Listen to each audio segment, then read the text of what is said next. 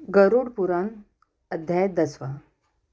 गरुड़ जी पूछते हैं, हे प्रभु, सुकृतियों के शरीर दाह करने का विधान कहिए कि किस विधि से जलाया जाए, और यदि उसकी स्त्री सती हो तो उसकी महिमा भी कहिए। भगवान कहते हैं कि हे गरुड़, सुनिए, उद्धर देह की वह सब विधि कहता हूँ, जिस विधि को करके पुत्र और पौत्र पितृ ऋण से छूट जाते हैं। बहुत दान देने से क्या है? केवल माता पिता की अंत्येष्टि क्रिया करने से पुत्र अग्निष्टम यज्ञ के समान फल पाता है। माता या पिता के मरने के बाद शोक को त्याग कर सब पापों की शांति के लिए सब भाइयों के साथ पुत्रों को मुंडन कराना चाहिए। माता पिता के मरने पर जो पुत्र मुंडन नहीं कराता है, वह संसार रूपी समुद्र से उतारने वाला पुत्र कैसा जाना जा सकता है? इसलिए पुत्रों को मुंडन अवश्य कराना चाहिए। नख और काक के बालों को न कटाना चाहिए। फिर भाइयों के साथ स्नान करके धुले वस्त्र पहनना चाहिए। फिर ताज़ा जल लाकर मृतक शरीर को स्नान कराने और चंदन माला और गंगा जी की मृतिका से सुशोभित करें। फिर से नए वस्त्रों से ढककर अपस हो नाम और गोत्र का उच्चारण कर मृत्यु के स्थान में शव नाम से दक्षिणा सहित पिंड देवे। इससे वहाँ की भूमि और वहाँ के अधिष्ठाता देव प्रसन्न होते हैं। द्वार पर पांत के नाम से पिंड देना चाहिए। उससे भूतों की गणना में दुर्गत नामक जीव विघ्न बाधा नहीं करते हैं। इसके पीछे परिक्रमा करके पुत्र बंधु आदि उसकी पूजा करे। अन्य बंधुओं के साथ कंधा लगाना चाहिए। जो अपने पिता को कंधे पर धरकर स्मशान में ले जाते हैं, वह पग पग पर अश्वमेध यज्ञ का फल पाता है। पिता ने सदा कंधे पर, पीठ पर और गोद में लेकर पुत्र का लालन पालन किया था। उस ऋण से पुत्र भी छूटता है जब वह अपने मरे हुए पिता को कंधे पर ले जाता है। इसके पीछे आधे मार्ग में जाकर जमीन को साफ कर जल छिड़क कर शव को विश्राम करावे और स्नान कराकर उस भूत सज्ञ के लिए पिंडदान देवे। इससे पिशाच, राक्षस और यज्ञ आदि जो सब दिशाओं में स्थित है, वे उस होम करने योग्य शरीर को अशुद्ध नहीं कर सकते हैं। फिर स्मशान में ले जाकर उत्तर मुख स्थापन करें। वहाँ शरीर को जलाने के लिए स्थान साफ करें। पहले उस भूमि को झाड़कर गोबर से लिपे। उस पर वेदी बनाकर कुशा से अनामिका और अंगूठा द्वारा 3 रेखा करें और उसी क्रम से रेखाओं से मिट्टी निकालकर जल से छिड़के। फिर विधि पूर्वक अग्नि स्थापन करें।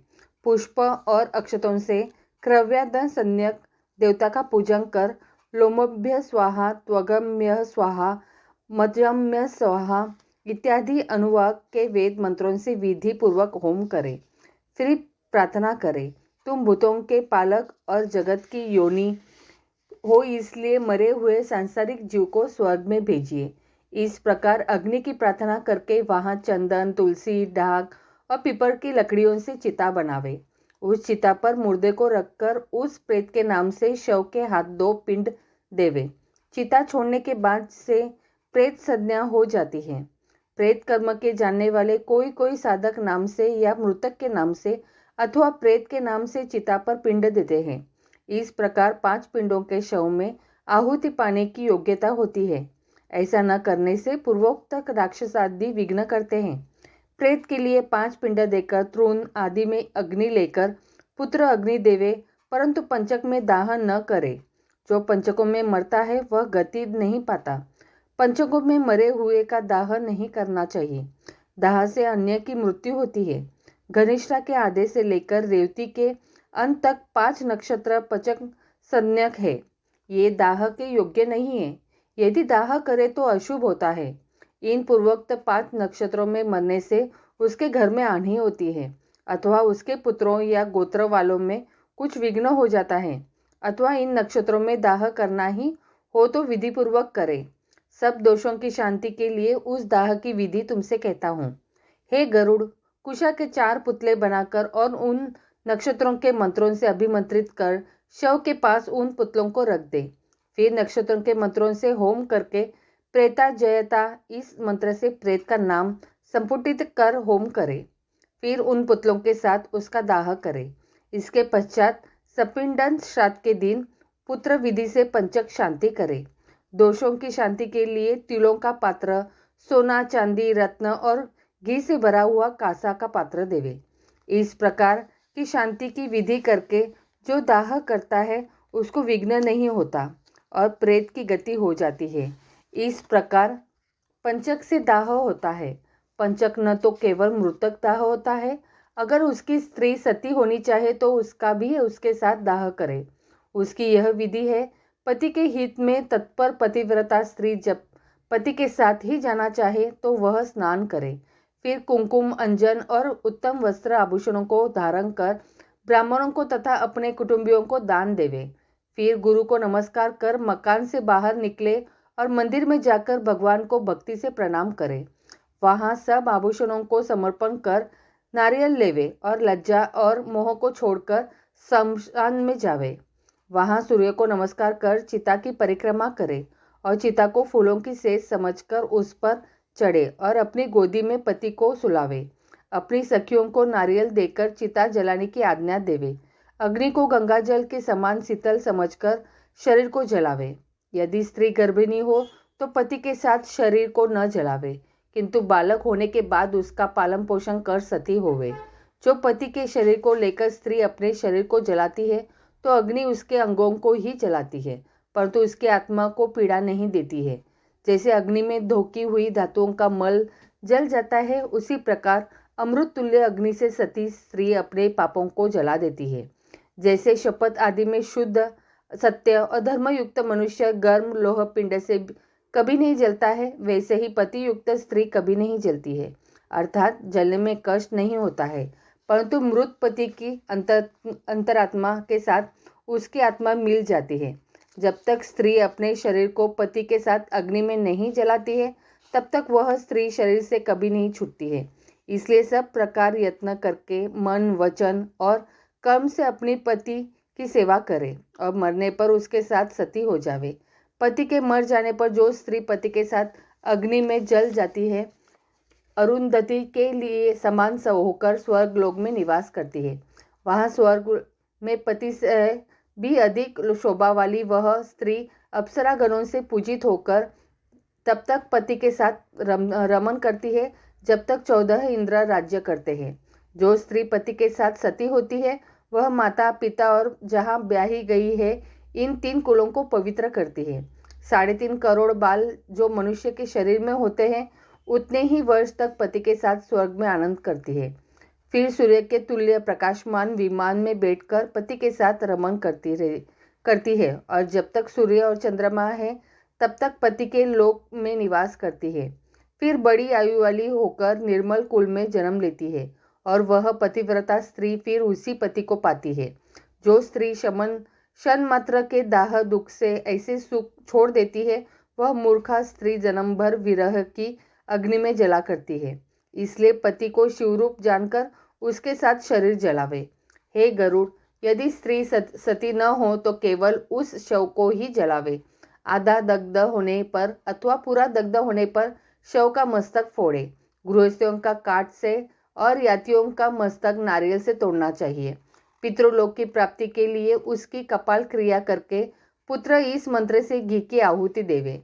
हे पावक, तुम वासुदेव भगवान से उत्पन्न हुए हो, इससे यह तुमसे फिर उत्पन्न होवे।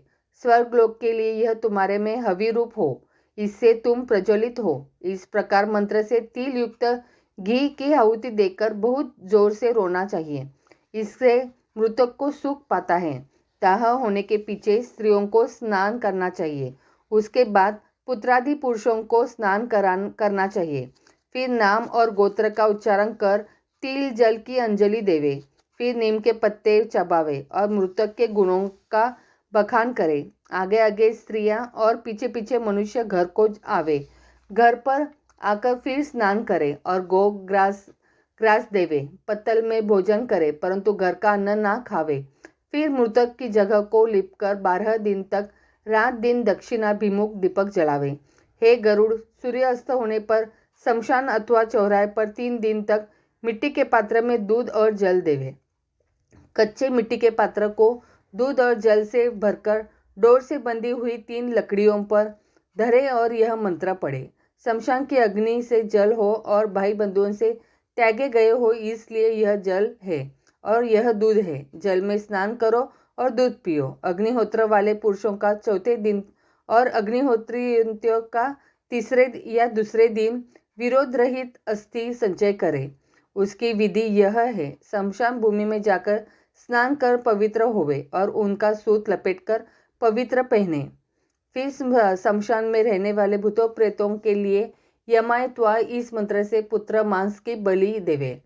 फिर 3 परिक्रमा करे। हे गरुड़, फिर चिता के स्थान पर दूध छिड़क कर फिर जल छिड़के और अस्थियों को उठावे।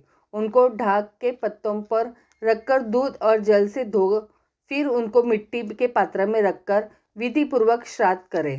तिकोना मंडल बनाकर गोबर से लिपे और दक्षिणाभिमुख होकर तीनों दिशाओं में 3 पिंड देवे। फिर चिता के भस्म इकट्ठी करके वहां तिपाई रखे। फिर उस पर जल से भरा खुले मुख का घट स्थापन करे। फिर चावल पकाकर उसमें दही, घी और मिष्टान मिलावे और विधि से प्रेत के लिए जल के साथ उसकी बलि देवे। हे गरुड़, फिर उत्तर दिशा में 10-5 कदम चलकर एक गड्ढा खोदे और उसमें उन अस्थियों को रखे। फिर उसके ऊपर दाहर्ती नाशक पिंड देवे।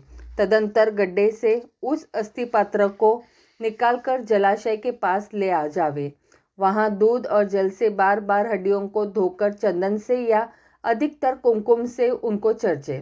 फिर संपुट या थैली में रखकर हृदय और मस्तक में लगाकर परिक्रमा करके गंगा जी में छोड़ देवे।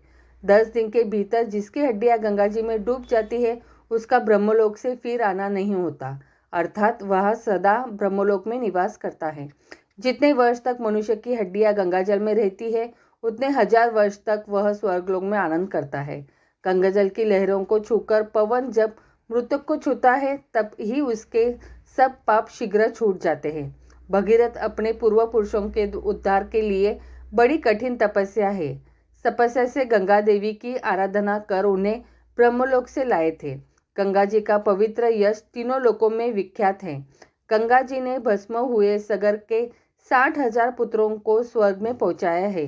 जो मनुष्य पहली अवस्था में पाप करके मर गए थे, उनकी हड्डियां गंगा जी में पड़ने से स्वर्गलोक में चले जाते हैं। सब प्राणियों को मारने वाला कोई व्याध बड़े वन में सिंह से मारा गया। जब तक वह नरक में पहुंचे, तब तक उसकी हड्डियां गंगा जी में जा गिरी और वह सुंदर विमान में बैठकर देवलोक में जा पहुंचे। इसलिए सपुत्र स्वयं की अस्थियों को गंगा जी में छोड़ आवे और अस्थि संचय के बाद ही दशगात्र करे। यदि कोई विदेश में, वन में अथवा चोरों के भय मर गया हो और उसकी देह नहीं मिली हो, तो जिस दिन मरने की खबर सुने, उसी दिन डाब का पुतला बनाकर पूर्वता उसका दाह करे और उसकी भस्म लेकर गंगा जी में छोड़ देवे और उसी दिन से दशगात्र करना आरंभ कर दे। वही तिथि संवत्सर आदि के श्राद्ध में ग्रहण करे। जो स्त्री पूरा गर्भ होने पर मर जावे, उसका पेट चीरकर बालक को निकाल लेवे। यदि बालक मरा हो तो वह ही भूमि में गाड़ दे और स्त्री को जला देवे। यदि बालक गंगा के किनारे मरा हो तो उसे गंगा जी में छोड़ दे। यदि अन्य देश में बालक मरे तो उसे भूमि में गाड़ दे। 27 महीने तक के बालक को गाड़ना चाहिए। इससे अधिक आयु का हो तो उसे जलाकर उसकी हड्डियां गंगा जी में छोड़े और उसके लिए जल का घट दे तथा बालकों को भोजन कराए। गर्भ में नष्ट हुए की क्रिया नहीं होती। मृत बालक के लिए दूध देना चाहिए तथा जल का घट और खीर का भोजन देना चाहिए। कुमार अवस्था में बालक के मरने पर कुमार अवस्था के बालकों को भोजन करावे और व्रत युक्त पौगंड अवस्था में मरने पर बालक समेत ब्राह्मणों को भोजन करावे। 5 वर्ष के बाद चाहे सव्रत हो चाहे अव्रत ही मरा हो तो गुड़ या खीर के क्रम से 10 पिंड देवे तथा एकादशाह और द्वादशाह के कर्म करे, परंतु वृषोत्सकर न करे। पौगंडावस्था में मरने वाले की शय्यादान आदि महादान से रहित क्रिया करे। पौगंडावस्था में मरने वाले का पिता जीता हो तो उसका सपिंडदान नहीं होता है, इसलिए 12वें दिन एकोनदिष्ट विधि से श्राद्ध करे। स्त्री और शूद्रा का तो जनेऊ के स्थान में विवाह ही कहा है, इसलिए जनेऊ या विवाह से पहले मरने वाले सब वर्णों की आयु के समान उनकी क्रिया होती है। थोड़े कर्म के प्रसंग से और थोड़े से विषय बंधुओं से तथा शरीर में थोड़ी आयु होने से थोड़ी ही क्रिया इच्छा होती है। किशोर और तरुण पददान, महादान और गौदान देवे। सब प्रकार के यातियों का दाह, जल क्रिया और दशगात्र आदि पुत्रों को न करना चाहिए। दंड मात्र ग्रहण करने से मनुष्य नारायण के तुल्य हो जाता है और त्रिगंड के ग्रहण से वे प्रेत नहीं होते हैं। अपने स्वरूप के अनुभव से ज्ञानी लोग सदा मुक्त होते हैं। इस कारण से वे दिए हुए पिंडों की इच्छा नहीं करते, इसलिए उनकी पिंडदान और जलदान आदि क्रिया ना करें, परंतु पितृभक्ति से तीर्थ श्राद्ध और गया श्राद्ध करें। हे गरुड़, हंस, परमहंस, कुटीचक, बहुदक, इन 4 प्रकार के सन्यासियों को मरने पर भूमि में स्थापना करना चाहिए। जहाँ गंगा आदि नदियाँ न हो वहाँ ही भूमि में स्थापना करना कहा है। जहाँ महानदियाँ हो वहीं उन्हीं में सन्यासियों का प्रवाह करना चाहिए।